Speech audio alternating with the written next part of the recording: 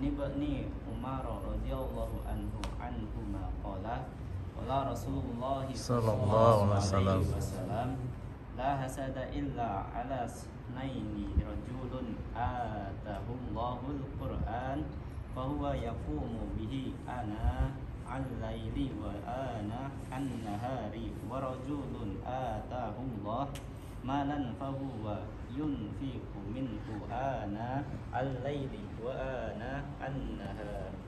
Dari Sayyidina Ibnu Umar radhiyallahu anhuma, baginda Rasulullah sallallahu alaihi wasallam bersabda, tidak dibenarkan hasad atau iri hati kecuali terhadap dua orang, yaitu seseorang yang dikaruniai oleh Allah Subhanahu wa taala kemampuan membaca Al-Qur'an, kemudian ia selalu sibuk dengannya siang dan malam.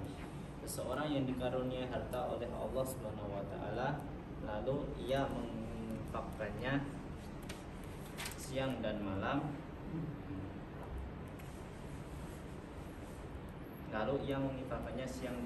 Hadis riwayat Bukhari, Tirmizi dan Nasa'i.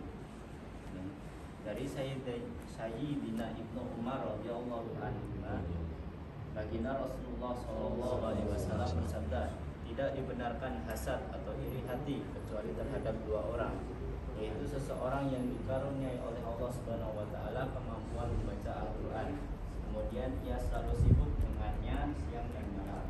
Seseorang yang dikaruniai harta oleh Allah Subhanahu wa taala lalu ia menginfakkannya siang dan malam. Hadis riwayat Bukhari, Tirmizi dan Nasa'i. Faidah. Secara umum banyak disebutkan di dalam Al-Quran dan hadis tentang keburukan hasad yang hukumnya mutlak dilarang. Sedangkan menurut hadis di atas, ada dua jenis orang yang kita perbolehkan hasad kepadanya, karena terdapat sungguh banyak riwayat mengenai hadis di atas. Maka para ulama menjelaskan maksud hasad dalam hadis ini dengan dua penafsiran. Pertama, hasad dengan makna rish yang dalam bahasa Arab disebut khibtah atau keinginan.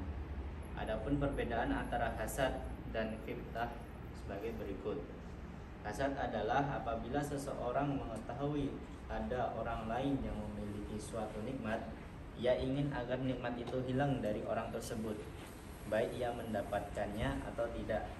Sedangkan khibtah ialah jika seseorang menginginkan suatu nikmat seperti yang dimiliki oleh orang lain tanpa menghendaki nikmat itu hilang dari orang tersebut. Oleh sebab itu, secara ijma hasad itu haram. Para ulama mengartikan hadis di atas sebagai khibtah yang dalam urusan keduniaan diperbolehkan, sedangkan dalam masalah agama mustahab sangat dianjurkan. Kedua, mungkin juga maksud hadis tersebut adalah pengandaian, yaitu seandainya hasad itu diperbolehkan, maka hasad terhadap dua hal itu diperbolehkan.